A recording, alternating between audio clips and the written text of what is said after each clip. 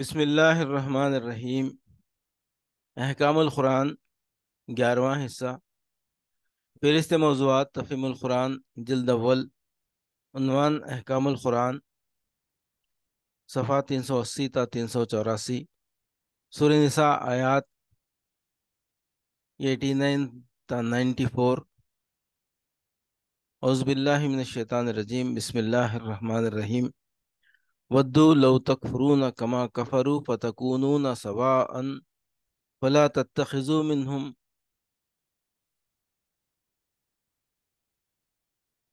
اولیاء حتی یہاجروا فی سبیل اللہ فإن تولوا فخذوهم واقتلوهم حیث وجدتموهم ولا تتخذوا منهم ولیا ولا نصیرا إلا الذین یصلون إلی قوم بینکم وبینہم میثاق أو جاءوکم حسرت صدورهم أن يقاتلوكم أو يقاتلوا قومهم ولو شاء الله لسلطهم عليكم فلقاتلوكم فإن اعتزلوكم فلم يقاتلوكم وألقوا إليكم السلم فما جعل الله لكم عليهم سبيلا ستجدون آخرين يريدون أن يأمنوكم ويأمنوا قومهم كلما ردوا إلى الفتنة أركسوا فيها فإن لم يعتزلوكم ويلقوا إليكم السلم ويكفوا أيديهم فخذوهم واقتلوهم حيث ثقفتموهم وأولئكم جعلنا لكم عليهم سلطانا مبينا وما كان لمؤمن أن يقتل مؤمنا إلا خطأ ومن قتل مؤمنا خطأ فتحرير رقبة مؤمنة ودية مسلمة إلى أهله إلا أن يصدقوا فإن كان من قوم عدو لكم وهو مؤمن فتحرير رقبة مؤمنة وإن كان من قوم بينكم وبينهم ميثاق فدية مسلمة إلى أهله وتحرير رقبة مؤمنة فمن لم يجد فصيام شهرين متتابعين توبة من الله وكان الله عليما حكيما ومن يقتل مؤمنا متعمدا فجزاؤه جهنم خالدين فيها وغضب الله عليه ولعنه وأعد له عذابا عظيما يا أيها الذين آمنوا إذا ضربتم في سبيل الله فتبينوا ولا تقولوا لمن ألقى إليكم السلام لست مؤمنا تبتغون عرض الحياة الدنيا فعند الله مغانم كثيرة كذلك كنتم من قبل فمن الله عليكم فتبينوا إن الله كان بما تعملون خبيرا۔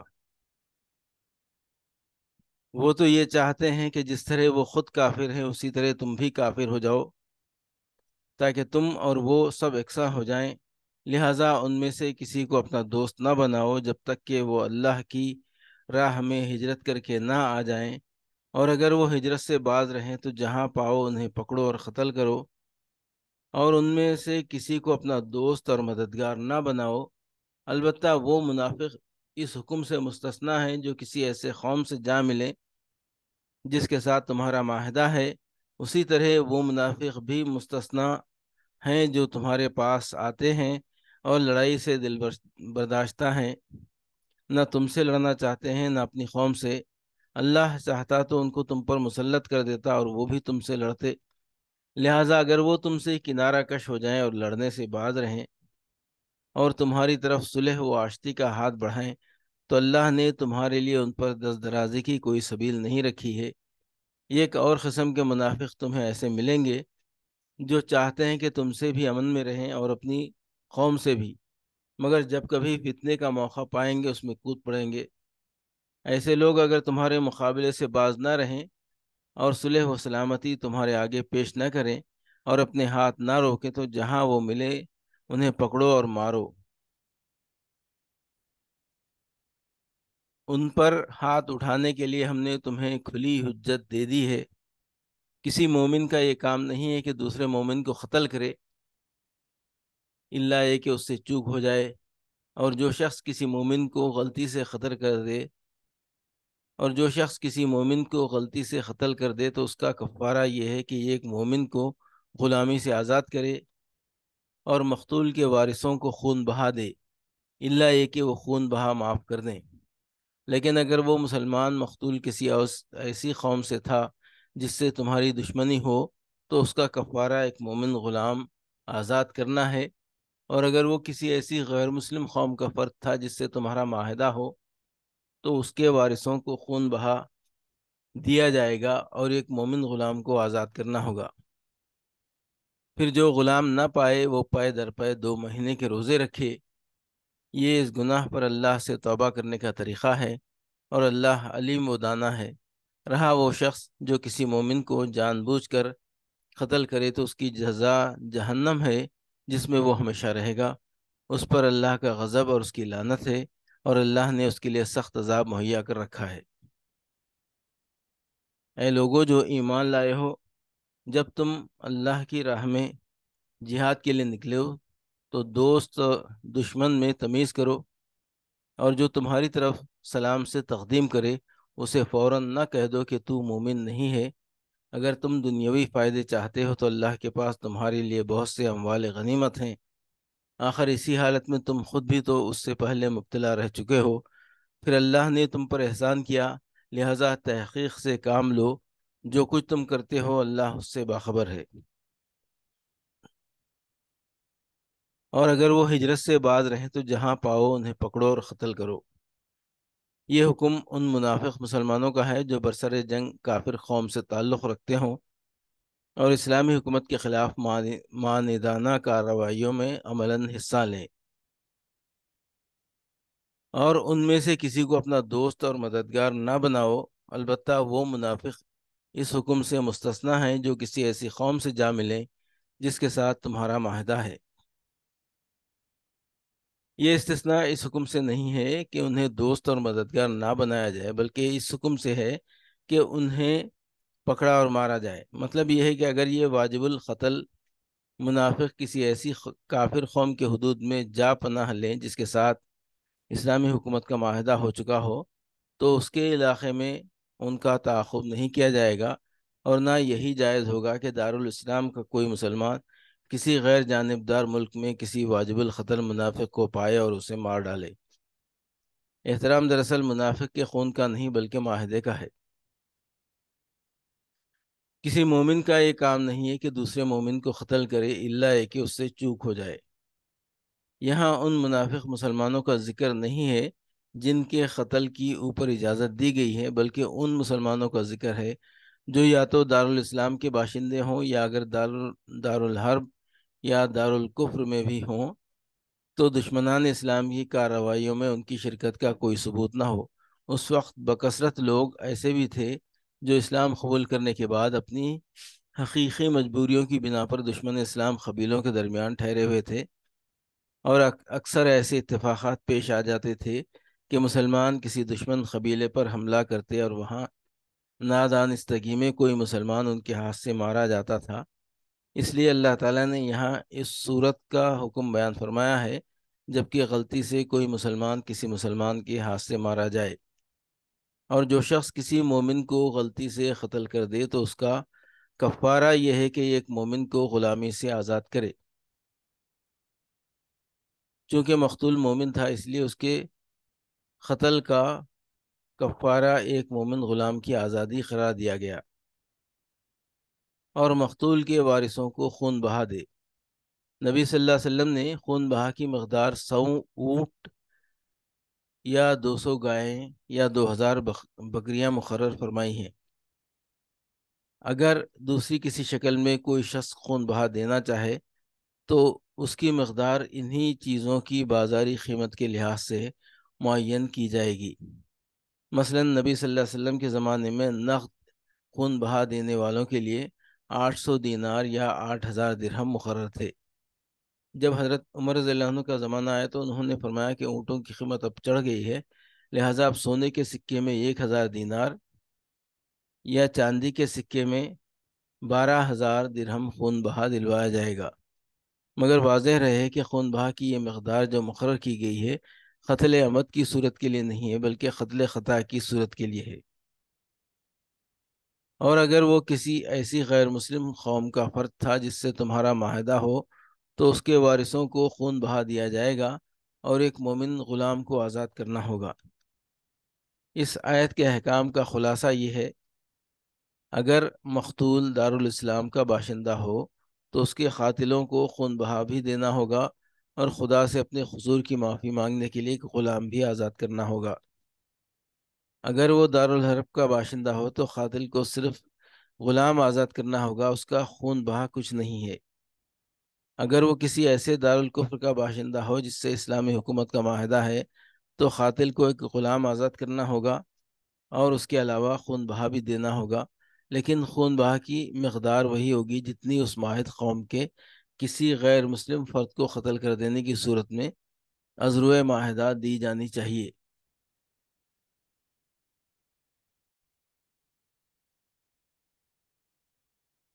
پھر جو غلام نہ پائے وہ پے در پے 2 مہینے کے روزے رکھے، یعنی روزے مسلسل رکھے جائیں، بیچ میں ناغہ نہ ہو۔ اگر کوئی شخص عذر شرعی کے بغیر ایک روزہ بھی بیچ میں چھوڑ دے تو عصر 9 روزوں کا سلسلہ شروع کرنا پڑے گا۔ یہ اس گناہ پر اللہ سے توبہ کرنے کا طریقہ ہے، یعنی یہ جرمانہ نہیں بلکہ توبہ اور کفارہ ہے۔ جرمانے میں ندامت و شرمساری اور اصلاح نفس کی کوئی روح نہیں ہوتی، بلکہ عموماً وہ سخت ناگواری کے ساتھ مجبوراً دیا جاتا ہے اور بیزاری و تلخی اپنے پیچھے چھوڑ جاتا ہے۔ برعکس اس کے اللہ تعالیٰ چاہتا ہے کہ جس بندے سے خطا ہوئی ہو وہ عبادت اور کار خیر اور ادائے حقوق کے ذریعے سے اس کا اثر اپنی روح پر سے دھو دے اور شرمساری و ندامت کے ساتھ اللہ کی طرف رجوع کرے، تاکہ نہ صرف یہ گناہ معاف ہو بلکہ آئندہ کے لیے اس کا نفس ایسی غلطیوں کے اعادے سے بھی محفوظ رہے۔ کفارے کے لغوی معنی ہے چھپانے والی چیز۔ کسی کار خیر کو گناہ کا کفارہ قرار دینے کا مطلب یہ ہے کہ یہ نیکی اس گناہ پر چھا جاتی ہے اور اسے ڈھانک لیتی ہے، جیسے کسی دیوار پر داغ لگ گیا ہو اور اس پر سفیدی پھیر کر داغ کا اثر مٹا دیا جائے۔ اے لوگو جو ایمان لائے ہو، جب تم اللہ کی راہ میں جہاد کے لیے نکلو تو دوست دشمن میں تمیز کرو، اور جو تمہاری طرف سلام سے تقدیم کرے اسے فوراً نہ کہہ دو کہ تو مومن نہیں ہے۔ ابتدائی اسلام میں السلام علیکم کا لفظ مسلمانوں کے لیے شعار اور علامت کی حیثیت رکھتا تھا، اور ایک مسلمان دوسرے مسلمان کو دیکھ کر یہ لفظ اس معنی میں استعمال کرتا تھا کہ میں تمہارے ہی گروہ کا آدمی ہوں، دوست اور خیرخواہ ہوں، میرے پاس تمہارے لیے سلامتی و عافیت کے سوا کچھ نہیں ہے، لہذا نہ تم مجھ سے دشمنی کرو، نہ میری طرف سے عداوت اور ضرر کا اندیشہ رکھو۔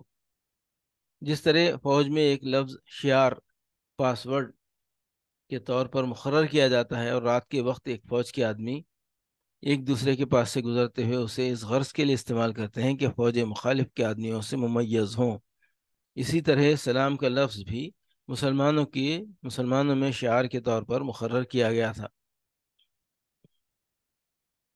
خصوصیت کے ساتھ اس زمانے میں اس شعار کی اہمیت اس وجہ سے اور بھی زیادہ تھی کہ اس وقت عرب کے نو مسلموں اور کافروں کے درمیان لباس، زبان اور کسی دوسری چیز میں کوئی نمایاں امتیاز نہ تھا، جس کی وجہ سے ایک مسلمان سرسری نظر میں دوسرے مسلمان کو پہچان سکتا ہو۔ لیکن لڑائیوں کے موقع پر ایک پیچیدگی یہ پیش آتی تھی کہ مسلمان جب کسی دشمن گروہ پر حملہ کرتے اور وہاں کوئی مسلمان اس کی لپیٹ میں آ جاتا تو حملہ مسلمانوں کو یہ بتلانے کے لیے کہ وہ بھی ان کا دینی بھائی ہے، السلام علیکم یا لا الہ الا اللہ پکارتا تھا، مگر مسلمانوں کو اس پر یہ شبہ ہوتا تھا کہ یہ کوئی کافر ہے جو محض جان بچانے کے لیے ہیلا کر رہا ہے، اس لیے بسا اوقات وہ اسے قتل کر بیٹھتے تھے اور اس کی چیزیں غنیمت کے طور پر لوٹ لیتے تھے۔ نبی صلی اللہ علیہ وسلم نے ایسے ہر موقع پر نہایت سختی کے ساتھ سرزنش فرمائی، مگر اس قسم کے واقعات برابر پیش آتے رہے۔ آخر کار اللہ تعالیٰ نے قرآن مجید میں اس پیچیدگی کو حل کیا۔ آیت کا منشا یہ ہے کہ جو شخص اپنے آپ کو مسلمان کی حیثیت سے پیش کر رہا ہے اس کے متعلق تمہیں سرسری طور پر یہ فیصلہ کر دینے کا حق نہیں ہے کہ وہ محض جان بچانے کے لیے جھوٹ بول رہا ہے۔ ہو سکتا ہے کہ وہ سچا ہو اور ہو سکتا ہے کہ جھوٹا ہو، حقیقت تو تحقیق ہی سے معلوم ہو سکتی ہے۔ تحقیق کے بغیر چھوڑ دینے میں اگر یہ امکان ہے کہ ایک کافر جھوٹ بول کر جان بچا لے جائے، تو قتل کر دینے میں اس کا امکان بھی ہے کہ ایک مومن بے گناہ تمہارے ہاتھ سے مارا جائے۔ بہرحال تمہارا ایک کافر کو چھوڑ دینے میں غلطی کرنا اس سے بدرجہ زیادہ بہتر ہے کہ تم ایک مومن کو قتل کرنے میں غلطی کرو۔ آخر اسی حالت میں تم خود بھی تو اس سے پہلے مبتلا رہ چکے ہو، پھر اللہ نے تم پر احسان کیا۔ یعنی ایک وقت تم پر بھی ایسا گزر چکا ہے کہ انفرادی طور پر مختلف کافر قبیلوں میں منتشر تھے، اپنے اسلام کو ظلم و ستم کے خوف سے چھپانے پر مجبور تھے، اور تمہارے پاس ایمان کے زبانی اقرار کے سوا اپنے ایمان کا کوئی ثبوت موجود نہ تھا۔ اب یہ اللہ کا احسان ہے کہ اس نے تم کو اجتماعی زندگی عطا کی، اور تم اس قابل ہوئے کہ کفار کے مقابلے میں اسلام کا جھنڈا بلند کرنے اٹھے ہو۔ اس احسان کا یہ کوئی صحیح شکریہ نہیں ہے کہ جو مسلمان ابھی پہلی حالت میں مبتلا ہیں ان کے ساتھ تم نرمی و رعایت سے کام نہ لو۔ احکام القرآن، 10واں حصہ، فہرست موضوعات، تفہیم القرآن، جلد اول، عنوان احکام القرآن، صفحہ 388 تا 393۔ سورہ نساء، آیات 10، 101 تا 104۔ وَإِذَا ضَرَبْتُمْ فِي الْأَرْضِ فَلَيْسَ عَلَيْكُمْ جُنَاحٌ أَن تَقْصُرُوا مِنَ الصَّلَاةِ إِنْ خِفْتُمْ أَن يَفْتِنَكُمُ الَّذِينَ كَفَرُوا إِنَّ الْكَافِرِينَ كَانُوا لَكُمْ عَدُوًّا مُّبِينًا وَإِذَا كُنْتَ فِيهِمْ فَأَقَمْتَ لَهُمُ الصَّلَاةَ فَلْتَقُمْ طَائِفَةٌ مِّنْهُمْ مَعَكَ وَلْيَأْخُذُوا أَسْلِحَتَهُمْ فَإِذَا سَجَدُوا فَلْيَكُونُوا مِنْ وَرَائِكُمْ وَلْتَأْتِ طَائِفَةٌ أُخْرَى لم يصلوا فليصلوا معك وليأخذوا حذرهم وأسلحتهم ود الذين كفروا لو تغفلون عن أسلحتكم وأمتعتكم فيميلون عليكم ميلة واحدة ولا جناح عليكم إن كان بكم أذى من مطر أو كنتم مرضى أن تضعوا أسلحتكم وخذوا حذركم إن الله أعد للكافرين عذابا مهينا فَإِذَا خَزَيْتُمُ الصَّلَاةَ فَاذْكُرُوا اللَّهَ قِيَامًا وَقُعُودًا وَعَلَى جُنُوبِكُمْ فَإِذَا اطْمَأْنَنْتُمْ فَأَقِيمُوا الصَّلَاةَ إِنَّ الصَّلَاةَ كَانَتْ عَلَى الْمُؤْمِنِينَ كِتَابًا مَّوْقُوتًا وَلَا تَهِنُوا فِي ابْتِغَاءِ الْقَوْمِ إِن تَكُونُوا تَعْلَمُونَ فَإِنَّهُمْ يَعْلَمُونَ كَمَا تَعْلَمُونَ وَتَرْجُونَ مِنَ اللَّهِ مَا لَا يَرْجُونَ وَكَانَ اللَّهُ عَلِيمًا حَكِيمًا۔ اور جب تم لوگ سفر کے لیے نکلو تو کوئی مضائقہ نہیں اگر نماز میں اختصار کر دو، خصوصاً جب کہ تمہیں اندیشہ ہو کہ کافر تمہیں ستائیں گے، کیونکہ وہ کھلم کھلا تمہاری دشمنی پر تلے ہوئے ہیں۔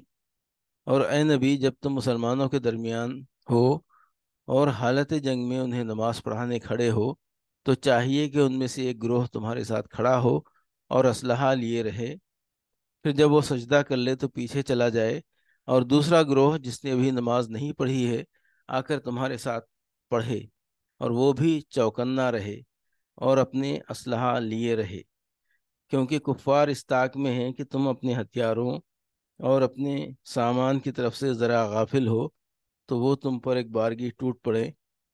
البتہ اگر تم بارش کی وجہ سے تکلیف محسوس کرو یا بیمار ہو تو اسلحہ رکھ دینے میں مضائقہ نہیں، مگر پھر بھی چوکنے رہو۔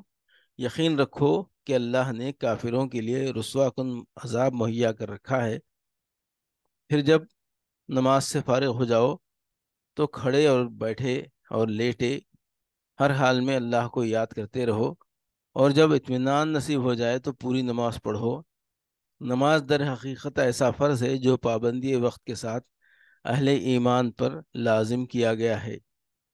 اس گروہ کے تعاقب میں کمزوری نہ دکھاؤ، اگر تم تکلیف اٹھا رہے ہو تو تمہاری طرح وہ بھی تکلیف اٹھا رہے ہیں، اور تم اللہ سے اس چیز کے امیدوار ہو جس کے وہ امیدوار نہیں ہیں۔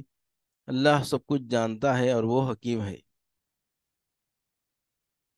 اور جب تم لوگ سفر کے لیے نکلو تو کوئی مضائقہ نہیں اگر نماز میں اختصار کر دو۔ زمانے امن کے سفر میں خسر یہ ہے کہ جن اوقات کی نماز میں 4 رکعتیں فرض ہیں ان میں 2 رکعتیں پڑھی جائیں۔ اور حالت جنگ میں قصر کے لیے کوئی حد مقرر نہیں ہے۔ جنگی حالات جس طرح بھی اجازت دیں نماز پڑھی جائے۔ جماعت کا موقع ہو تو جماعت سے پڑھو، ورنہ فردن فردن ہی صحیح۔ قبلہ رخ نہ ہو سکتے ہو تو جدھر بھی رخ ہو، سواری پر بیٹھے ہوئے اور چلتے ہوئے بھی پڑھ سکتے ہو۔ رکوع و سجدہ ممکن نہ ہو تو اشارہ ہی سے صحیح۔ ضرورت پڑے تو نماز ہی کی حالت میں چل بھی سکتے ہو۔ کپڑوں کو خون لگا ہوا ہو تب بھی مذائقہ نہیں۔ ان سب آسانیوں کے باوجود اگر ایسی پرخطر حالت ہو کہ کسی طرح نماز نہ پڑھی جا سکے تو مجبوراً مؤخر کی جائے، جیسے جنگ خندق کے موقع پر ہوا۔ اس امر میں اختلاف ہے کہ سفر میں صرف فرض پڑھے جائیں یا سنتیں بھی۔ نبی صلی اللہ علیہ وسلم کے عمل سے جو کچھ ثابت ہے وہ یہ ہے کہ آپ سفر میں فجر کی سنتوں اور عشاء کے وتر کا تو التزام فرماتے تھے، مگر باقی اوقات میں صرف فرض پڑھتے تھے، سنتیں پڑھنے کا التزام آپ سے ثابت نہیں ہے۔ البتہ نفل نمازوں کا جب موقع ملتا تھا پڑھ لیا کرتے تھے، حتیٰ کہ سواری پر بیٹھے ہوئے بھی پڑھتے رہتے تھے۔ اسی بنا پر حضرت عبداللہ بن عمر نے لوگوں کو سفر میں فجر کے سوا دوسرے اوقات کی سنتیں پڑھنے سے منع کیا ہے، مگر اکثر علماء ترک اور فعل دونوں کو جائز قرار دیتے ہیں اور اسے بندے کے اختیار پر چھوڑ دیتے ہیں۔ حنفیہ کا مختار مذہب یہ ہے کہ مسافر جب راستہ طے کر رہا ہو تو سنتیں نہ پڑھنا افضل ہے، اور جب کسی مقام پر منزل کرے اور اطمینان حاصل ہو تو پڑھنا افضل ہے۔ جس سفر میں قصر کیا جا سکتا ہے اس کے لیے بعض ائمہ نے یہ شرط لگائی ہے کہ وہ فی سبیل اللہ ہونا چاہیے، جیسے جہاد، حج، عمرہ، طلب علم وغیرہ۔ ابن عمر، ابن مسعود اور عطا کا یہی فتویٰ ہے۔ امام شافعی اور امام احمد کہتے ہیں کہ سفر کسی ایسے مقصد کے لیے ہونا چاہیے جو شرعاً جائز ہو۔ حرام و ناجائز اغراض کے لیے جو سفر کیا جائے اس میں قصر کی اجازت سے فائدہ اٹھانے کا کسی کو حق نہیں ہے۔ حنفیہ کہتے ہیں کہ قصر ہر سفر میں کیا جا سکتا ہے۔ رہی سفر کی نوعیت تو بجائے خود ثواب یا عطاب کی مستحق ہو سکتی ہے، مگر قصر کی اجازت پر اس کا کوئی اثر نہیں پڑتا۔ بعض ائمہ نے مضائقہ نہیں، فلیس علیکم جناح کا مفہوم یہ سمجھا ہے کہ سفر میں قصر کرنا ضروری نہیں ہے، بلکہ محض اس کی اجازت ہے۔ آدمی چاہے تو اس سے فائدہ اٹھائے، ورنہ پوری نماز پڑھے۔ یہی رائے امام شافعی نے اختیار کی ہے، اگرچہ وہ قصر کرنے کو افضل اور ترک قصر کو ترک اولا قرار دیتے ہیں۔ امام احمد کے نزدیک قصر کرنا واجب تو نہیں ہے، مگر نہ کرنا مکروہ ہے۔ امام ابو حنیفہ کے نزدیک قصر کرنا واجب ہے، اور یہی رائے ایک روایت میں امام مالک سے بھی منقول ہے۔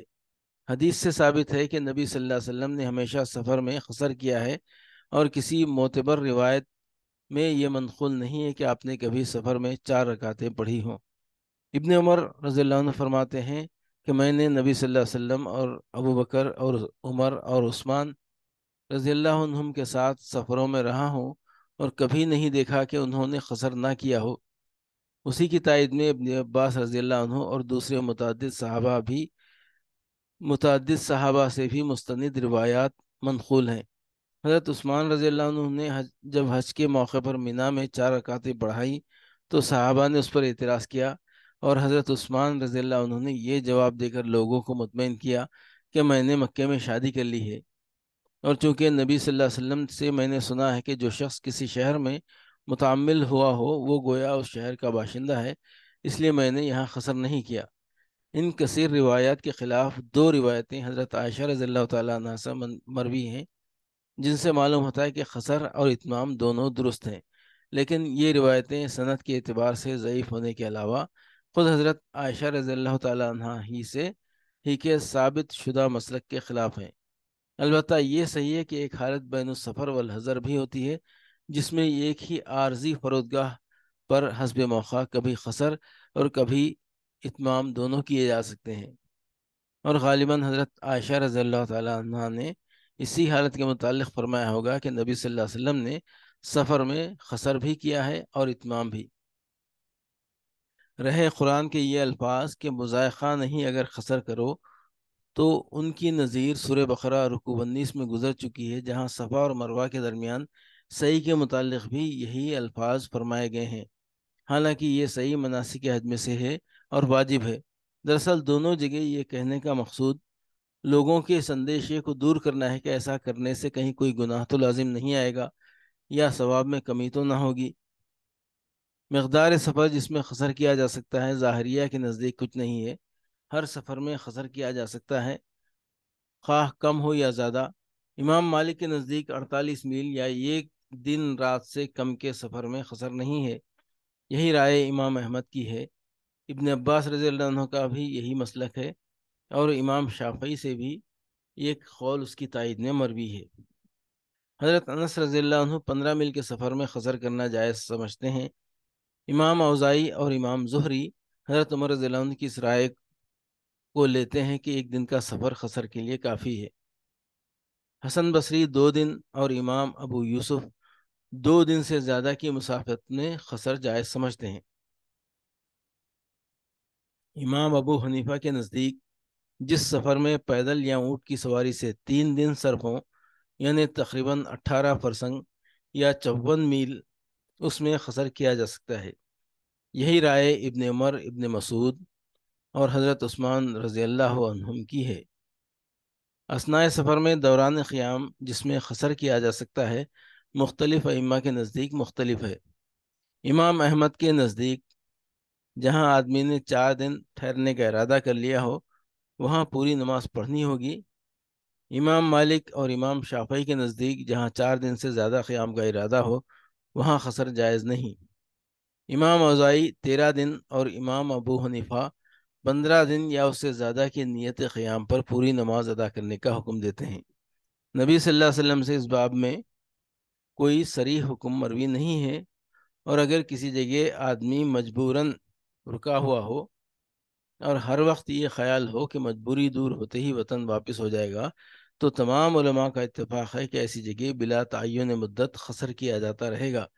صحابہ کرام سے بکثرت مثالیں ایسی منقول ہیں کہ انہوں نے ایسے حالات میں 2 سال مسلسل قصر کیا ہے۔ امام احمد بن حنبل اسی پر قیاس کر کے قیدی کو بھی اس کے پورے زمانہ قید میں قصر کی اجازت دیتے ہیں، خصوصاً جبکہ تمہیں اندیشہ ہو کہ کافر تمہیں ستائیں گے۔ ظاہریوں اور خارجیوں نے اس فقرے کا یہ مطلب لیا ہے کہ قصر صرف حالت جنگ کے لیے ہے اور حالت امن کے سفر میں قصر کرنا قرآن کے خلاف ہے، لیکن حدیث میں مستند روایت سے ثابت ہے کہ حضرت عمر رضی اللہ عنہ نے جب یہی شبہ نبی صلی اللہ علیہ وسلم کے سامنے پیش کیا تو حضور صلی اللہ علیہ وسلم نے فرمایا، صدقہ تصدق اللہ بہا علیکم فاقبلوا صدقہ، یہ قصر کی اجازت ایک انعام ہے جو اللہ نے تمہیں بخشا ہے، لہٰذا اس کے انعام کو قبول کرو۔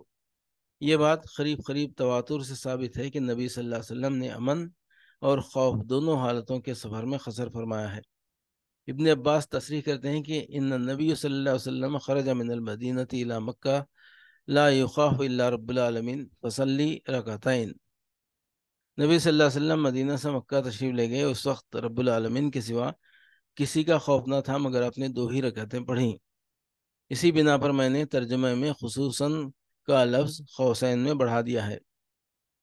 اور اے نبی، جب تم مسلمانوں کے درمیان ہو اور حالت جنگ میں انہیں نماز پڑھانے کھڑے ہو۔ امام ابو یوسف اور حسن بن زیاد نے ان الفاظ سے یہ گمان کیا ہے کہ صلاۃ خوف صرف نبی صلی اللہ علیہ وسلم کے زمانے کے لیے مخصوص تھی، لیکن قرآن میں اس کی بکثرت مثالیں موجود ہیں کہ نبی صلی اللہ علیہ وسلم کو مخاطب کر کے ایک حکم دیا گیا ہے، اور وہی حکم آپ کے بعد آپ کے جانشینوں کے لیے بھی ہے۔ اس لیے صلاۃ خوف کو آن حضرت صلی اللہ علیہ وسلم کے ساتھ مخصوص کرنے کی کوئی وجہ نہیں۔ پھر بکثرت جلیل القدر صحابہ سے ثابت ہے کہ انہوں نے حضور صلی اللہ علیہ وسلم کے بعد بھی صلاۃ خوف پڑھی ہے، اور اس باب میں کسی صحابی کا اختلاف مروی نہیں ہے۔ چاہیے کہ ان میں صلاۃ خوف کا یہ حکم اس صورت کے لیے ہے جبکہ دشمن کے حملے کا خطرہ تو ہو مگر عملاً مارکے قتال گرم نہ ہو۔ رہی یہ صورت کہ عملاً جنگ ہو رہی ہو تو اس صورت میں حنفیہ کے نزدیک نماز مؤخر کر دی جائے گی۔ امام مالک اور امام ثوری کے نزدیک اگر رکوع و سجود ممکن نہ ہو تو اشاروں سے پڑھ لی جائے۔ امام شافعی کے نزدیک نماز ہی کی حالت میں تھوڑی سی زد و خورد بھی کی جا سکتی ہے۔ نبی صلی اللہ علیہ وسلم کے فعل سے ثابت ہے کہ آپ نے غزوہ خندق کے موقع پر 4 نمازیں نہیں پڑھیں اور پھر موقع پا کر الگ ترتیب انہیں ادا کیا، حالانکہ غزوہ خندق سے پہلے صلاۃ خوف کا حکم آ چکا تھا۔ اپنی اسلحہ لیے رہے۔ صلاۃ خوف کی ترکیب کا انحصار بڑی حد تک جنگی حالات پر ہے۔ نبی صلی اللہ علیہ وسلم نے مختلف حالات میں مختلف طریقوں سے نماز پڑھائی ہے، اور امام وقت مجاز ہے کہ ان طریقوں میں سے جس طریقے کی اجازت جنگی صورتحال دے اسی کو اختیار کرے۔ ایک طریقہ یہ ہے کہ فوج کا ایک حصہ امام کے ساتھ نماز پڑھے اور دوسرا حصہ دشمن کے مقابلے پر رہے۔ پھر جب ایک رکعت پوری ہو جائے تو پہلا حصہ سلام پھیر کر چلا جائے اور دوسرا حصہ آ کر دوسری رکعت امام کے ساتھ پوری کرے۔ اس طرح امام کی 2 رکعتیں ہوں گی اور فوج کی ایک رکعت۔ دوسرا طریقہ یہ ہے کہ ایک حصہ امام کے ساتھ 1 رکعت پڑھ کر چلا جائے، پھر دوسرا حصہ آ کر 1 رکعت امام کے پیچھے پڑھے، پھر دونوں حصے باری باری آ کر اپنی چھوٹی ہوئی ایک رکعت بطور خود ادا کر لیں۔ اس طرح دونوں حصوں کی ایک رکعت امام کے پیچھے ہوگی اور 1 رکعت انفرادی طور پر۔ تیسرا طریقہ یہ ہے کہ امام کے پیچھے فوج کا ایک حصہ 2 رکعتیں ادا کرے، تشہد کے بعد سلام پھیر کر چلا جائے، پھر دوسرا حصہ تیسری رکعت میں آ کر شریک ہو اور امام کے ساتھ سلام پھیرے۔ اس طرح امام کی 4 اور فوج کی 2 رکعتیں ہوں گی۔ چوتھا طریقہ یہ ہے کہ فوج کا ایک حصہ امام کے ساتھ 1 رکعت پڑھے، اور جب امام دوسری رکعت کے لیے کھڑا ہو تو مقتدی بطور خود 1 رکعت میں تشہد پڑھ کر سلام پھیر دیں۔ پھر دوسرا حصہ آ کر اس حال میں امام کے پیچھے کھڑا ہو کہ ابھی امام دوسری ہی رکعت میں ہو اور یہ لوگ بقیہ نماز امام کے ساتھ ادا کرنے کے بعد 1 رکعت خود اٹھ کر پڑھ لیں۔ اس صورت میں امام کو دوسری رکعت میں طویل قیام کرنا ہوگا۔ پہلی صورت کو ابن عباس، جابر بن عبداللہ اور مجاہد نے روایت کیا ہے۔ دوسرے طریقے کو عبداللہ بن مسعود نے روایت کیا ہے اور حنفیہ اسی کو ترجیح دیتے ہیں۔ تیسرے کو حسن بصری نے ابو بکرہ سے روایت کیا ہے، اور چوتھے طریقے کو امام شافعی اور مالک نے تھوڑے اختلاف کے ساتھ ترجیح دی ہے، اور اس کا ماخذ سہل بن ابی حسمہ کی روایت ہے۔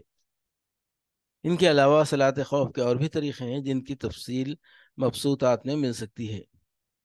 یقین رکھو کہ اللہ نے کافروں کے لیے رسوا کن عذاب مہیا کر رکھا ہے، یعنی یہ احتیاط جس کا حکم تمہیں دیا جا رہا ہے محض دنیاوی تدابیر کے لحاظ سے، ورنہ دراصل فتح و شکست کا مدار تمہاری تدابیر پر نہیں بلکہ اللہ کے فیصلے پر ہے۔ اس لیے ان احتیاطی تدبیروں پر عمل کرتے ہوئے تمہیں اس امر کا یقین رکھنا چاہیے کہ جو لوگ اللہ کے نور کو اپنی پھونکوں سے بجھانے کی کوشش کر رہے ہیں اللہ انہیں رسوا کرے گا۔ اس گروہ کے تعاقب میں کمزوری نہ دکھاؤ، یعنی گروہ کفار جو اس وقت اسلام کی دعوت اور نظام اسلامی کے قیام کی راہ میں مانع و مزاحم بن کر کھڑا ہوا تھا۔ تم اللہ سے اس چیز کے امیدوار ہو جس کے وہ امیدوار نہیں ہیں۔ یعنی تعجب کا مقام ہے کہ اگر اہل ایمان حق کی خاطر اتنی تکلیفیں بھی برداشت نہ کریں جتنی کفار باطل کی خاطر برداشت کر رہے ہیں، حالانکہ ان کے سامنے صرف دنیا اور اس کے ناپائیدار فائدے ہیں، اور اس کے برعکس اہل ایمان رب السماوات والارض کی خوشنودی، تقرب اور اس کے ابدی انعامات کے امیدوار ہیں۔